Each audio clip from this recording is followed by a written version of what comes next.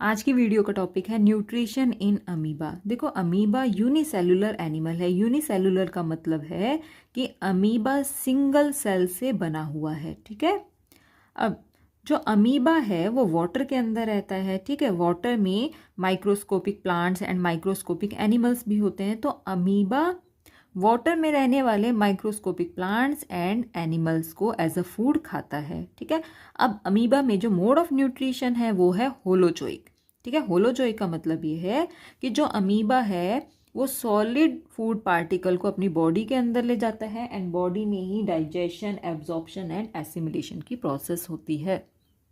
अब देखो, अमीबा के न्यूट्रिशन प्रोसेस में डिफरेंट स्टेप्स होते हैं: ingestion, digestion, absorption, assimilation and egestion. First हम पढ़ेंगे इंजेशन। देखो, अमीबा का कोई माउथ नहीं होता, ना ही कोई फिक्स्ड प्लेस होता है फूड के इंजेशन के लिए। ठीक है। अब अमीबा में जो फूड का इंजेस्ट है वो स्यूडोपोडिया के थ्रू होता है। ठीक है। अमीबा स्यूडोपोडिया का यूज़ करता है फूड के इंजेशन के लिए। अब हम पढ़ेंगे अमीबा में फूड का इंजेशन कैसे होता है। देखो, ये डायग्राम है अमीबा का। ठीक है। और यहाँ पर ये है फूड पार्टिकल, और फूड पार्टिकल के चारों तरफ थोड़ा सा वाटर भी है। ठीक है।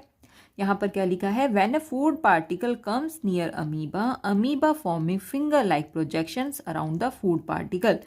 ये देखो, ये है फिंगर लाइक प्रोजेक्शंस, ये दो दिखाई दे रही है, ये है फिंगर लाइक प्रोजेक्शंस, और इन फिंगर लाइक प्रोजेक्शंस को ही बोलते हैं स्यूडोपोडिया। ठीक है। अब होता क्या है, फूड पार्टिकल के चारों तरफ थोड़ा सा वाटर भी है जो कि फूड वैक्यूल बना देता है अमीबा की बॉडी के अंदर। ठीक है। जब ये फूड पार्टिकल अमीबा की बॉडी के अंदर चला जाता है तो आसपास का जो ये वाटर है ये फूड वैक्यूल बना देता है। इसी फूड वैक्यूल को अमीबा का टेम्पररी स्टमक कंसीडर किया जाता है। तो जो ये स्टेप हमने पढ़ा, ये स्टेप है फूड पार्टिकल के इंजेशन का। सेकेंड स्टेप है डाइजेशन। देखो, अमीबा में डाइजेशन की प्रोसेस फूड वैक्यूल के अंदर होती है और डाइजेशन की प्रोसेस डाइजेस्टिव एंजाइम्स के थ्रू होती है। ठीक है। ये डायग्राम देखो, ये अमीबा का डायग्राम है, ये है फूड वैक्यूल और फूड वैक्यूल के अंदर है फूड। ठीक है। और यहाँ पर है साइटोप्लाज्म। अब देखो, जो ये साइटोप्लाज्म है, साइटोप्लाज्म के अंदर होते हैं डाइजेस्टिव एंजाइम।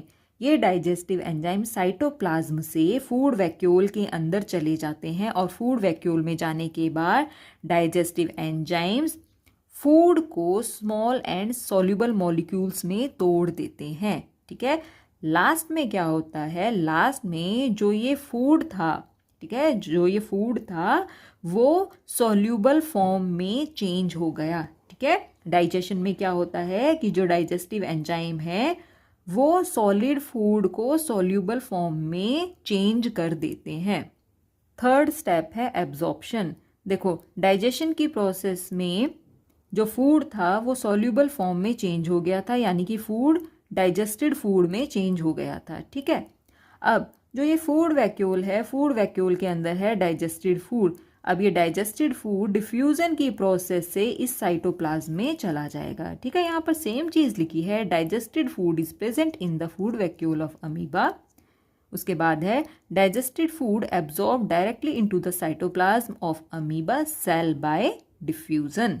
ठीक है। अब देखो, फूड वैक्यूल से जो डाइजेस्टेड फूड था ये इस पूरे साइटोप्लाज्म में स्प्रेड हो गया। ठीक है। मतलब साइटोप्लाज्म में डाइजेस्टेड फूड का एब्जॉर्प्शन हो गया, हम ये कह सकते हैं। ठीक है। एब्जॉर्प्शन के बाद जो ये फूड वैक्यूल है ये डिसअपियर हो जाता है। ठीक है। जब ये डाइजेस्टेड फूड इस साइटोप्लाज्म में आ जाएगा तो सिर्फ एक एम्प्टी फूड वैक्यूल रह जाएगा जो कि डिसअपियर हो जाता है। ठीक है, गायब हो जाता है। फोर्थ स्टेप है एसिमिलेशन। देखो, अमीबा सेल यानी कि जो अमीबा का साइटोप्लाज्म है वो फूड एब्जॉर्ब कर लेता है, डाइजेस्टेड फूड एब्जॉर्ब कर लेता है।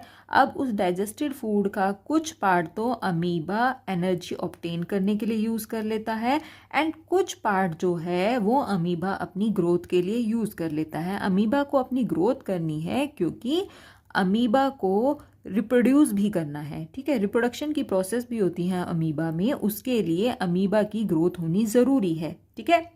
जब अमीबा में रिप्रोडक्शन होता है तो वो 2 डॉटर सेल्स बनाता है, ठीक है। अमीबा डिवाइड होता है और 2 डॉटर सेल्स बनाता है। इस तरह से अमीबा में एसिमिलेशन की प्रोसेस होती है। 5th स्टेप है इजेशन। देखो अमीबा में डाइजेशन की प्रोसेस भी हुई, एब्जॉर्प्शन की प्रोसेस भी हुई एंड एसिमिलेशन की प्रोसेस भी हुई। अब अमीबा की बॉडी के अंदर फूड का कुछ अनडाइजेस्टेड पार्ट भी रह जाता है, ठीक है। लेकिन अमीबा में कोई फिक्स्ड प्लेस नहीं होता जो कि इस अनडाइजेस्टेड फूड को अपनी बॉडी से बाहर निकाल सके, ठीक है।